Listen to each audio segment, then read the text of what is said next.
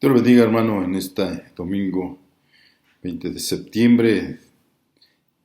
Damos gracias a Dios porque Él nos permite estar nuevamente con usted y pues también sugerirle que sigamos orando, hermanos, por el ministerio, que Dios nos guíe, nos dirija en estos momentos en los que la etapa de pues la salud se ha visto afectada en algunos de los ministros del Señor, pero hemos de estar orando, hermanos, para que Dios tenga misericordia de cada uno de nosotros y podamos ya en breve poder estar nuevamente en la casa del Señor obviamente atendiendo las indicaciones de higiene que se nos están solicitando por parte de las autoridades.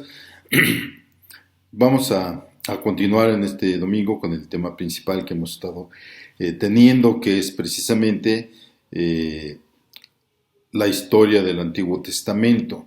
Ya en domingos anteriores hemos visto pues desde el inicio de la creación, después cómo Dios se aparta a una nación para que le sirva, una nación para que anuncie su gracia, y vimos el nacimiento de esta nación, el nacimiento del pueblo de Israel.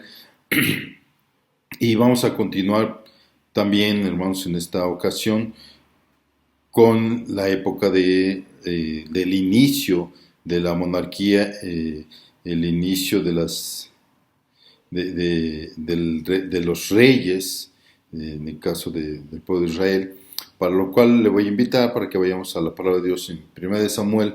Vamos a dar lectura al capítulo 12, los versículos 21 y 22. La palabra del Señor dice así: No os apartéis en pos de vanidades, que no aprovechan ni libran, porque son vanidades. Pues Jehová no desamparará a su pueblo por su grande nombre, porque Jehová ha querido haceros pueblo suyo. Oremos, hermano. Señor Dios y buen Padre Celestial, pedimos, Señor, la unción de tu Espíritu Santo, que tú nos sigas guiando, que tú nos sigas dirigiendo, Señor, y en esta hora, Padre, que tu maravillosa palabra, Señor, ha de hablar a nuestras vidas. Permite, Señor, que tu Espíritu Santo toque nuestros corazones, nuestras vidas, Padre, de mis hermanos en todos los lugares donde ellos se encuentren, Padre, Dios eterno y glorioso, y permítenos ser edificados, Señor, a través de tu palabra maravillosa, Señor, por Cristo Jesús, mi Señor y mi Salvador. Amén, amén. Hay una maravillosa enseñanza, hermanos, de parte de Dios en cuanto a las actitudes que nosotros debemos de tener como pueblo de Dios. Lo mismo para el pueblo de Israel como para nosotros como iglesia. Dios nos pide que tengamos pues, una actitud positiva, una actitud siempre de dependencia de Él, de buscarle, de no apartarnos a situaciones que no son gratas delante de Él, como aquí lo menciona en este libro. Nos dice: no os apartéis en pos de vanidades. Definitivamente, cuando nosotros no buscamos a Dios, cuando nosotros nos empeñamos o nos motivan otras situaciones que no sean Dios, pues todo es vanidad, como bien lo dice también el libro de Eclesiastés. Cuando nosotros nos enfocamos en buscar a Dios, cuando nosotros nos enfocamos en buscar su nombre, en llevar nuestra vida de acuerdo a sus estatutos, es entonces cuando verdaderamente, hermanos, nuestra vida se enfoca, y es cuando el Señor nos toma bajo su cuidado y nos da de su gracia, de su amor y de su misericordia. Y hoy vamos a estar viendo a través de la dinastía de los reyes de Israel, los primeros reyes de Israel, la enseñanza que hoy tienen para cada uno de nosotros. Y alguien podría decir, bueno, ¿y qué enseñanza puede traer hombres que vivieron hace pues, más de 3000 años, hombres que en un momento dado tuvieron condiciones totalmente diferentes a las que nosotros tenemos en la actualidad, eh, condiciones no solamente económicas, sociales, políticas totalmente diferentes. ¿Qué enseñanzas nos pueden traer? Sin embargo, es importante, hermanos, entender que el corazón humano, a pesar de los avances tecnológicos, a pesar de las nuevas estructuras financieras, el corazón del hombre realmente no ha cambiado, el corazón del hombre siempre ha sido el mismo y hay actitudes que nos marcan desde la antigüedad y que ciertamente nos llevan a tener ciertas motivaciones y ciertas acciones que dirigen esas motivaciones y que en la palabra de Dios nos muestra lo maravilloso de poder estar siempre concentrados en Él. La escritura claramente nos habla en esta historia vamos a estar viendo básicamente, hermanos, a los dos primeros reyes de Israel. El primero de ellos fue Saúl. Saúl, ciertamente, hermanos, es un varón al cual Dios escogió para que reinara sobre Israel. No era algo que ciertamente estuviera Dios de acuerdo con ello.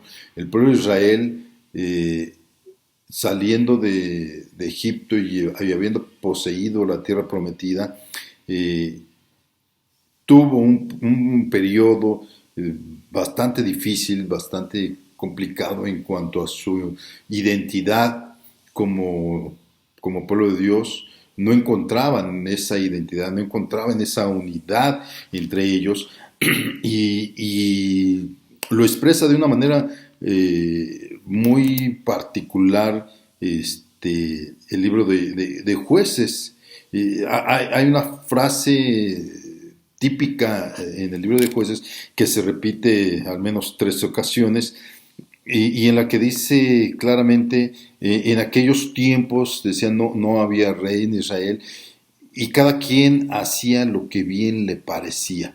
Yo creo que esa frase define muy bien el término de que el pueblo estaba desubicado, el pueblo estaba, pues, no unificado en su totalidad. Ciertamente habían poseído la tierra, ciertamente eran familiares, parientes, pero no había una unidad en cuanto al a servir a Dios, en cuanto a llevar un propósito como nación, sino que se habían desbordado en su búsqueda de bienes materiales y eso había provocado que efectivamente cada quien hiciera lo que bien le parecía, no lo que a Dios le está agradando, no lo que Dios quiere que se haga, sino lo que ellos pensaban que era lo más adecuado. Entonces, bajo esa circunstancia, Dios levanta posteriormente al profeta Samuel, y es en Samuel donde empieza a haber esa unidad,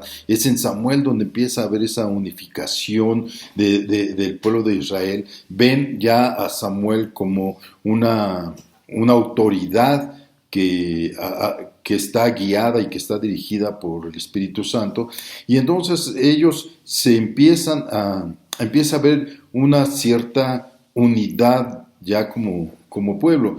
Sin embargo, dadas las condiciones de aquel entonces, dadas las situaciones que prevalecían en las regiones en aquel entonces, ellos veían que los pueblos aledaños, que los pueblos contiguos a ellos tenían un rey y ellos querían también ser como esos pueblos. También querían tener un rey y le pidieron a Samuel que les diera un rey. Samuel consultó a Dios y Dios efectivamente, hermanos, les ofreció ciertamente no de manera grata para él porque estaban despreciando el gobierno divino, para que fuera enfocado en el gobierno de un hombre. Y Dios les permitió esto. Dios en su grande misericordia, en su amor, nos permite en algunas situaciones realizar o hacer las cosas que nosotros a veces queremos hacer sin consultarle o queremos hacer sabiendo que van en un momento dado en contra de su voluntad. Hay ocasiones que nuestro corazón se hace necio sobre ciertas circunstancias y queremos hacer las cosas de acuerdo a lo que nuestro corazón nos dicta y sin consultar al Dios Todopoderoso o en rebeldía en algún momento dado. La palabra de Dios, por ejemplo, nos dice: no os unáis en yugo desigual con los incrédulos, y ha habido una serie de consultas a mi persona, por ejemplo, de algunos hermanos o hermanas que se han acercado: hermano, pero no será la voluntad de Dios que yo me case con tal persona que no es cristiana. Y ciertamente, hermanos, es un acto de rebeldía, porque la escritura es clara. Dios nos ordena no hacer ese tipo de enlaces. Sin embargo, a veces, hermanos, no buscamos esa dirección divina y nos aferramos a las condiciones de nuestro corazón y hacemos ese tipo de rebeliones contra Dios, porque es clara la palabra de Dios. Y sin embargo, Dios nos permite tomar esas decisiones que efectivamente, si en un momento dado no las conducimos hacia el mandato de Dios, y buscamos su dirección, nos llevan definitivamente al fracaso. En el caso del pueblo de Israel, Dios les permitió que efectivamente tuvieran un rey, que efectivamente tuvieran ese deseo de su corazón. Dios les permitió tenerlo, pero obviamente pues traía algunas consecuencias.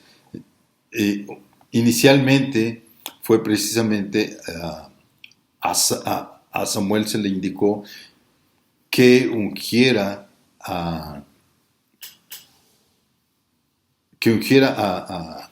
Saúl. Cuando nosotros leemos un poquito la historia, y esto lo puede usted encontrar tanto en primera del Samuel como en segunda de Samuel, toda la historia de los primeros dos reyes de Israel. Y cuando nosotros vemos la vida de Saúl antes de que fuera convocado a ser rey,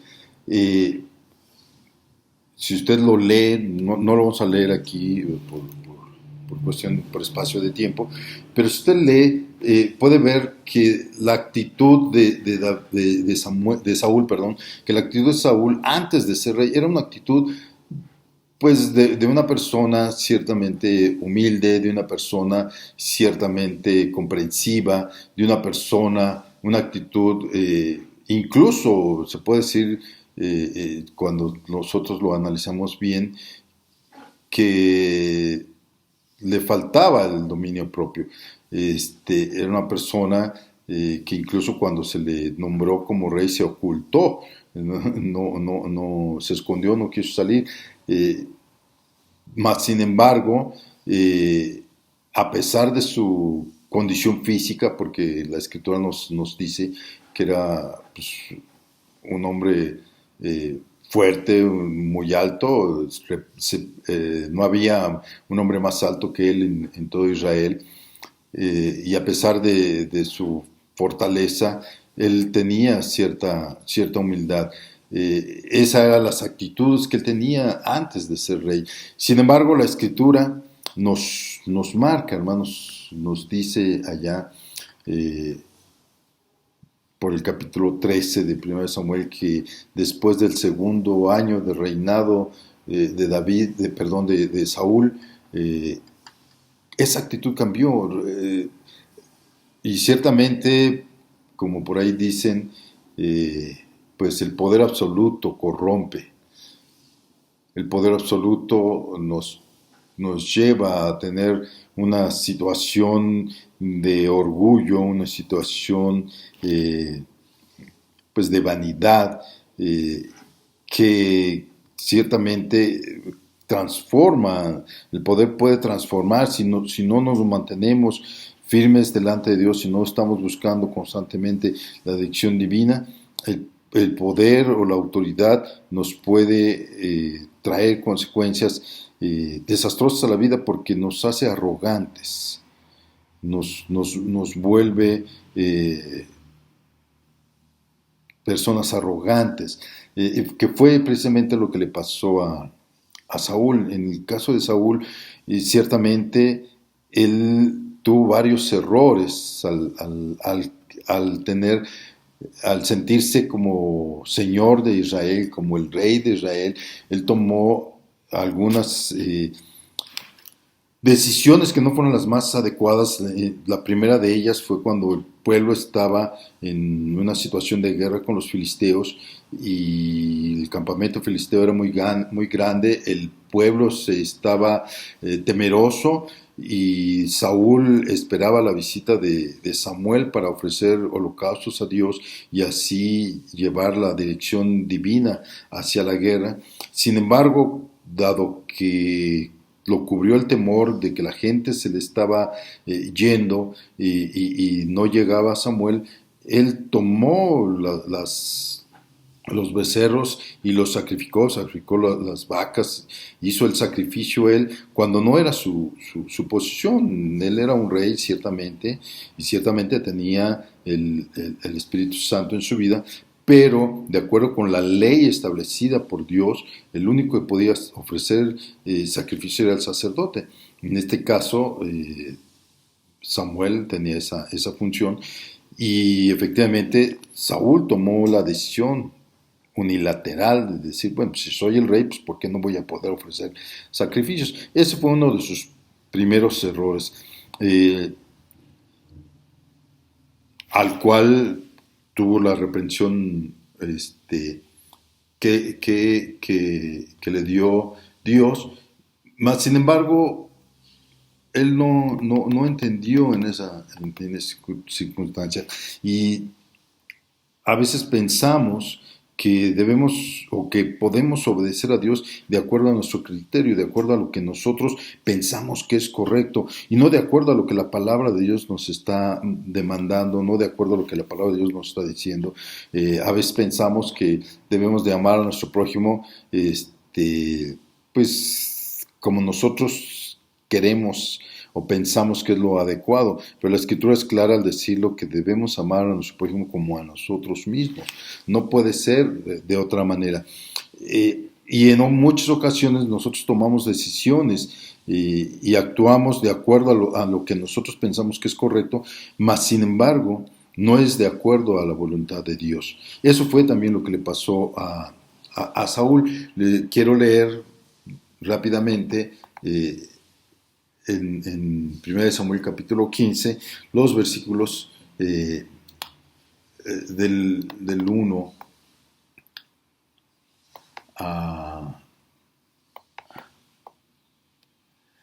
al 18, ¿sí?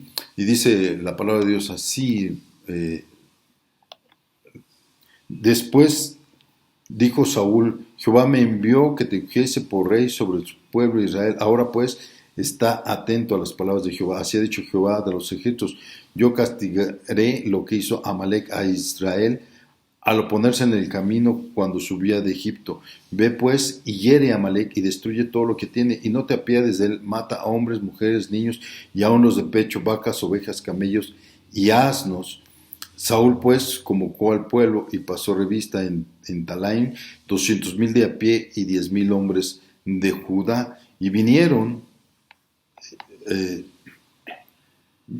Saúl a la ciudad de Amalec, puso emboscada en el valle, y dijo Saúl a los ceneceos: idos, apartaos y salid de Amalec, para que no os destruya juntamente con ellos, porque vosotros mostrasteis misericordia a todos los hijos de Israel cuando subían de Egipto. Y se apartaron los ceneceos de entre los hijos de Amalec, y Saúl derrotó a los amalecitas desde Ávila hasta llegar a Sur, que está al oriente de Egipto, y tomó vivo a Agag, rey de Amalec, pero a todo el pueblo mató a filo de espada, y Saúl y el pueblo perdonaron a Agag y lo mejor de las ovejas y del ganado, mayor de los animales engordados, de los carneros y de todo lo bueno, y no lo quisieron destruir, mas todo lo que era vil y despreciable lo destruyeron. Y vino palabra de Jehová a Samuel diciendo: me pesa haber puesto a Saúl por rey a Saúl, porque se ha vuelto en pos de mí y no ha cumplido mis palabras. Y se apesadumbró Samuel y clamó a Jehová toda aquella noche. Madrugó luego Samuel para ir a encontrarse con Saúl a la mañana, y fue dado aviso a Samuel diciendo: Saúl ha venido a Carmel, y aquí se levantó un monumento y dio la vuelta y pasó delante y descendió a Gilgal. Vino pues Samuel a Saúl, y Saúl le dijo: bendito seas tú de Jehová, yo he cumplido la palabra de Jehová. Samuel dijo: pues qué balido de ovejas y bramido de vacas es este que yo oigo con mis oídos. Y Saúl respondió: de Amalec los han traído, porque el pueblo perdonó lo mejor de las ovejas y de las vacas para sacrificarlos a Jehová tu Dios, pero lo demás lo destruimos. Entonces dijo Samuel a Saúl: déjame declararte lo que Jehová ha dicho esta noche. Y él respondió: di. Y dijo Samuel: aunque eras pequeño en tus propios ojos, no has sido hecho jefe de las tribus de Israel, y Jehová te ha ungido por rey sobre Israel, y Jehová te envió en misión y dijo: ve y destruye a los pecadores de Amalec, y hazles guerra hasta que los acabes. ¿Por qué pues no has oído la voz de Jehová, sino que has vuelto al botín, has hecho lo malo ante los ojos de Jehová?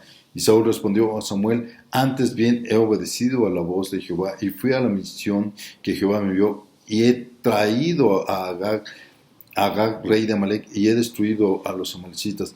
Mas el pueblo tomó del botín de las ovejas y las primicias del anatema para ofrecer sacrificio a Jehová tu Dios en Gilgal.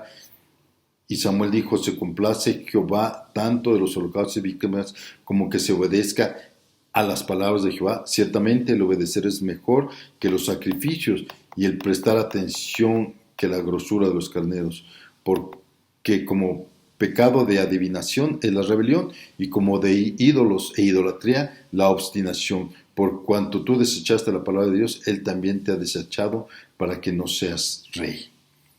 Es triste, hermanos, ciertamente, porque la instrucción era una y había sido dada específicamente. Sin embargo, Saúl consideró que lo más adecuado era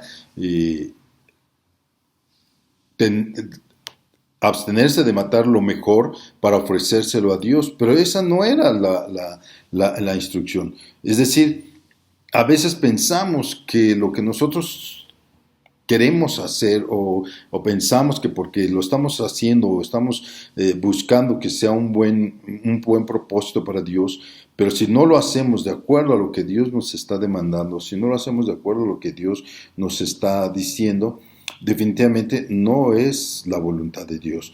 Es una mezcla entre lo que nosotros pensamos que es lo correcto y lo que Dios nos ha pedido.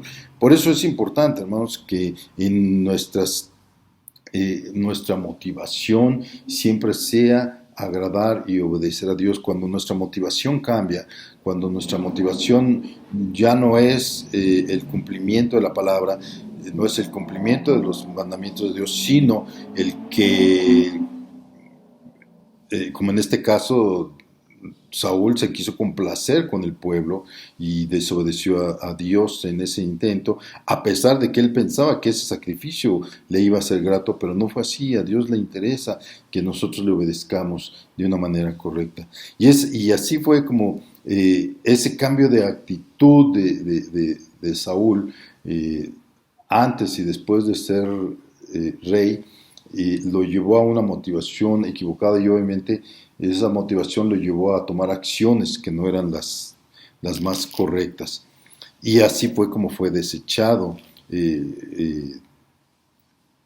Saúl. Obviamente él continuó en el reino hasta el momento en que Dios lo consideró oportuno. Ciertamente la Escritura nos habla en el capítulo 16 de 1 de Samuel, cómo Dios envía a Samuel para tomar un sustituto que tomara el lugar de Saúl, y fue precisamente el rey David. Aunque estaba ya dentro de los planes de Dios todo esto, es importante, hermanos, resaltar que lo que Dios ve en nuestras vidas, lo que Dios ve en cada uno de nosotros, es el corazón, es las intenciones que nosotros tenemos. En el caso de David es una historia muy interesante. Yo le invito a que usted la lea en su totalidad en el primer y segundo libro de Samuel. Pero cuando Dios tuvo a bien, hermanos, tomar a David, como bien lo dice, fuiste tomado de detrás de las ovejas, porque curiosamente cuando Samuel se dirigió a la casa de Isaí para ungir a David, David ni siquiera estaba presente, no estaba ni siquiera considerado dentro de los hijos que pasaron de Isaí. Él presentó a sus 7 hijos. De hecho, Samuel puso la mirada en el primogénito, que era un hombre fuerte, alto, grande, de hermoso parecer, y Dios le dijo claramente, no mires su parecer, porque Dios no mira lo que miran los hombres, Dios mira el corazón, y ni siquiera David estaba considerado ahí. No estaba ni invitado en esa ocasión, y la escritura nos dice que lo fueron a llamar porque él estaba cuidando las ovejas. Tal era la situación de David. Cuando nosotros leemos la vida de David, podemos ver en él también una actitud siempre de búsqueda de Dios, una actitud siempre de tratar de hacer lo que a Dios le agrada, y siempre poniendo por delante el nombre de Dios. Su motivación siempre fue obedecer a Dios, su motivación siempre fue cumplir los estatutos divinos, y eso lo llevaba a acciones que ciertamente le traían bendición. En el caso del ungimiento de David, que lo podemos leer en el capítulo 16 de 1 de Samuel, podemos ver que él era un joven de aproximadamente 14, 15 años, realmente era un muchacho. Cuando enfrentó a Goliat, tendría escasamente 16 años, hermanos, y de la promesa de Dios, del ungimiento, que fue cuando él tenía aproximadamente entre 14 y 15 años, a que él se consumó como rey, ya cuando fue proclamado como rey, pasaron prácticamente otros 15 años. No fue inmediato, no fue algo que Dios le prometió y que inmediatamente David tomara posesión del reino. Pasaron 15 años para que eso sucediera, y fueron 15 años de aprendizaje, fueron 15 años de sufrimiento, fueron 15 años de persecución, fueron 15 años en los que él se tuvo que rodear de gente no grata. En la cueva de Adulam consiguió 400 hombres que no eran gratos al reino y que eran tratados como delincuentes. Y David pasó por una serie de penurias importantes antes de hacerse rey, a pesar de tener la promesa de Dios, y jamás en su boca se escuchó una oración de queja hacia Dios. El por qué, Señor, si tú me prometiste el reino, ¿por qué estás tardando tanto en dármelo, Señor? La promesa ya no está firme, en fin. Podía haber él hecho mucho reclamo, y sin embargo su corazón se mantuvo, porque cuando Dios nos dice algo, cuando Dios nos promete, el cumplimiento se da, hermanos. Y pueden pasar muchas cosas, pueden pasar muchos años, y probablemente incluso no ver ese cumplimiento. La Escritura nos dice, cree en el Señor Jesucristo y serás salvo tú y toda tu casa. Y a veces, hermanos, nos esforzamos y queremos que todos en nuestra casa sigan al Señor y que amen al Señor y queremos forzarlos de cierta forma porque a veces no creemos la promesa de Dios. Sabemos que ahí está la promesa, pero a veces no la entendemos o no la queremos creer o queremos ayudarle a Dios en las algunas circunstancias, pero tenga la plena certeza que cuando Dios promete algo, eso se va a cumplir. Y si la promesa de Dios es que toda su casa va a ser salva, créalo así y así será. De la misma manera, David le creyó a Dios, sabía que él iba a ser rey, aunque tardó 15 años más en hacerse rey, incluso tuvo que hacerse loco dentro del campamento filisteo para que no lo mataran.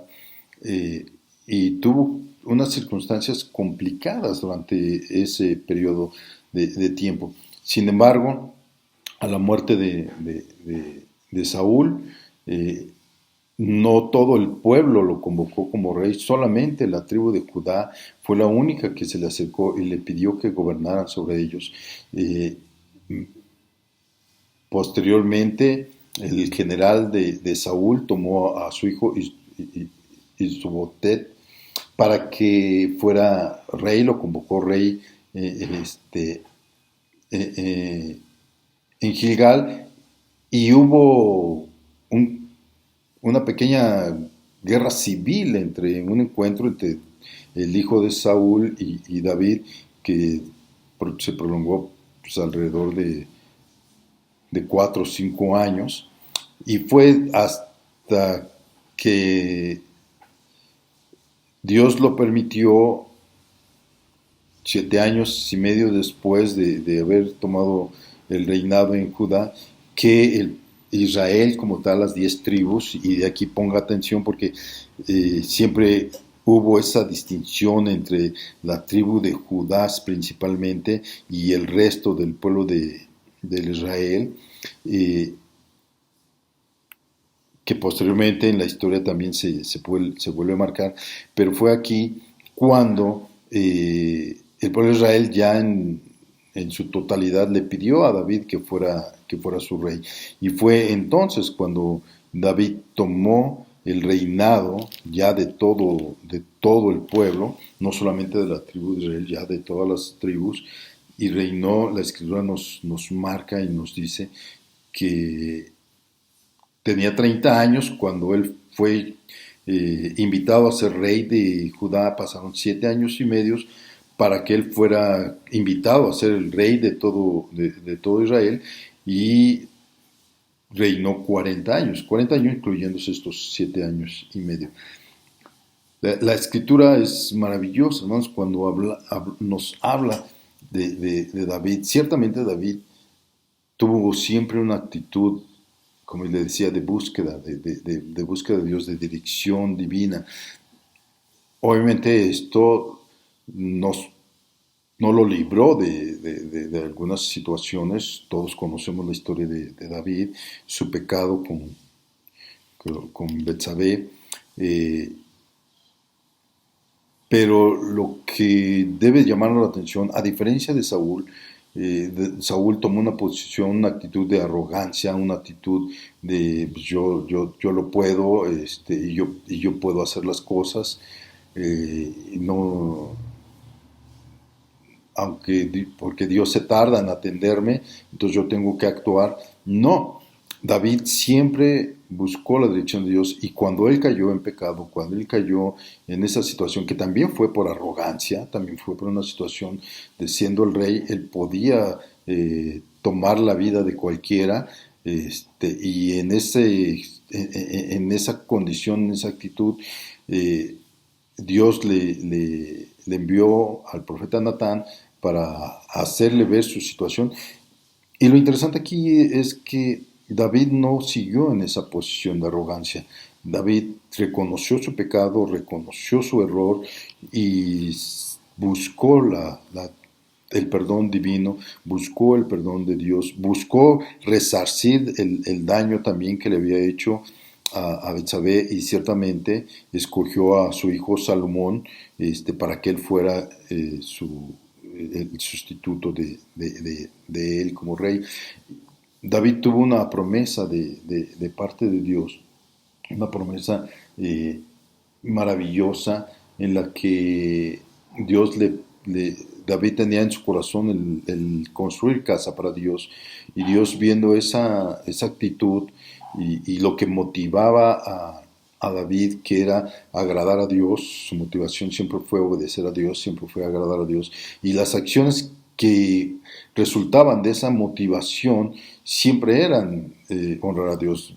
Lo vemos en todos los salmos que él compuso, lo vemos cuando él llevaba el arca del pacto, que cuando la trasladó y con todo el gozo y con toda la alegría, sin importarle las críticas, sin importarle lo que la gente pensara, él se desbordó apasionadamente en su júbilo para con Dios. Eh, Cuando pecó también él se sometió a la presencia de Dios, se puso en silicio, en ayuno por mucho tiempo, y hasta que Dios lo restauró. Y podemos ver muchos errores que tuvo David, pero siempre la cualidad de David era que siempre buscaba el rostro de Dios. Su motivación era Dios, su motivación era buscar al Señor. Y aquí el aprendizaje que nosotros debemos de tener de estos hombres de hace tantos años, hermanos, es efectivamente qué actitud estamos tomando, qué actitud es la que nosotros estamos teniendo, si es una actitud positiva, si es una actitud negativa, si es una actitud buscando siempre la presencia de Dios y sentirnos llevados por el Espíritu Santo, o es una actitud de derrota, es una actitud en la que yo no lo puedo, yo no puedo hacerlo, pero o es una actitud de si Dios está conmigo, todo lo puedo. ¿Qué es lo que nos está motivando? ¿Qué le motiva, hermano, a su día a día? ¿Qué es lo que le motiva? No solamente su familia, sino también el honrar, el glorificar a Dios. Cuando nos levantamos, tenemos que honrar al Señor y decir: Señor, tú me has puesto en este hogar como sacerdote, y por lo tanto como sacerdote tengo que cumplir, pero mi motivación no es tanto mi familia, sino mi motivación es honrarte, es glorificarte, es exaltarte, y a través de esa exaltación, obviamente hay beneficio para mi familia. Veo, porque la palabra de Dios así me lo marca, que debo de amar a mi esposa, que debo de ser ejemplo a mis hijos, que debo de ser justo en mi comportamiento con mi prójimo, porque eso le agrada a Dios. No para que me vaya bien, no para que tenga procesiones, no para que todo vaya en buen carril, sino porque eso es mi motivación. Mi motivación es honrar y glorificar el nombre de Dios. Si esa es mi motivación, las acciones que van a resultar de esa motivación van a ser siempre acciones que busquen honrar y glorificar el nombre de Dios, que busquen siempre exaltar a nuestro Dios. Hoy en día, hermanos, el mundo se pierde, se diluye, y ahorita una de las motivaciones que tiene prácticamente el mundo es cuidar su salud. Ese cuidado de salud lo lleva a tomar acciones que lo llevan pues, tener un cubrebocas, a guardar la distancia, a mantenerse resguardado si adquirió el virus. Eso es lo que esas motivaciones nos permiten tomar acción sobre esto a lo que nos estamos enfrentando. Pero, ¿cuál es nuestra motivación como hijos de Dios? Estos reyes que estamos analizando nos enseñan las diferentes actitudes y lo que a ellos los motivaba. A Saúl lo motivaba el poder, lo motivaba el que fuera él al que se le obedeciera. A David lo motivaba el Dios vivo. A David lo motivaba el honrar a Dios, el exaltar a Dios, ciertamente con sus debilidades, pero siempre buscando la dirección divina. David siempre buscó la dirección de Dios a pesar de sus errores, y por eso se dice de David que era un hombre conforme al corazón de Dios, porque a pesar de sus derrotas espirituales siempre buscó la presencia de Dios. Hoy nuestra vida, hermanos, nos lleva a buscar ciertamente en una actitud de exaltación y de glorificar a Dios, nos motiva a que día con día le busquemos en oración, a que día a día busquemos la dirección del Espíritu Santo, a que día a día busquemos que su Espíritu sea el que nos conduzca, sea el que nos dirija. Y eso nos debe de llevar a tomar acciones que busquen siempre honrar y glorificar a Dios. Las acciones que surgen de nuestra motivación y si nuestra motivación es Dios, siempre nuestras acciones van a llevar el sello de honrarle y de glorificarle. Si Dios me dice en su palabra que debo de predicar, que debo de hacer discípulos, eso es lo que me debe de motivar. Mi motivación debe de ser obedecer a Dios. Y si yo estoy motivado en ese sentido, tengo que llevar la palabra, tengo que buscar la manera en que pueda yo llevar el mensaje de salvación, que pueda ayudar a otros para que sean buenos discípulos. Lo que la Escritura nos dice, hermanos, es maravilloso. Y si nuestra motivación es Dios, tenemos que buscar siempre, hermanos, esa dirección y esas acciones que nos lleven a honrarlo. Si nuestra motivación es honrar y glorificar a Dios, y si Dios nos dice, amarás a Dios con todo tu corazón y a tu prójimo como a ti mismo, eso, nuestras acciones deben de reflejar eso. Nuestras acciones deben de reflejar ese amor a Dios y ese amor al prójimo. Porque si solamente amamos a Dios y no amamos al prójimo, estamos fallando, así como lo hizo Saúl. Y la Escritura es clara al respecto. Entonces tenemos que buscar siempre, hermanos, honrar y glorificar el nombre de Dios. La enseñanza que nos deja la dinastía de los reyes, en este caso Saúl y David, es ese contraste que en actitudes, ese contraste en motivación y también ese contraste en acciones. ¿Hacia dónde vamos a dirigir nuestra actitud? Hacia la dirección que el Espíritu Santo nos ponga.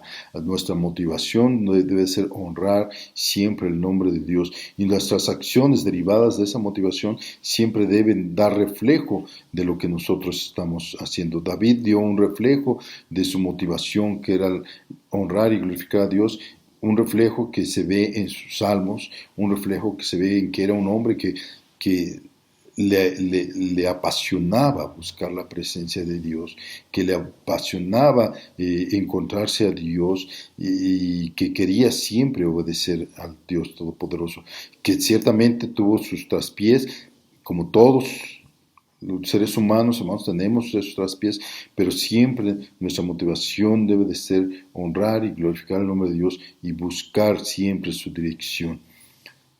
En esta situación de pandemia, en esta situación conflictiva de salud que tenemos y también económica, hermanos, ¿qué es lo que nos debe de mover? ¿Qué es lo que nos debe de motivar? Honrar a Dios, buscarle, hermanos, siempre en oración, siempre en lectura de su palabra. Sabemos que la Escritura nos dice que si Dios es con nosotros, ¿quién con nosotros? Y debemos de creerlo.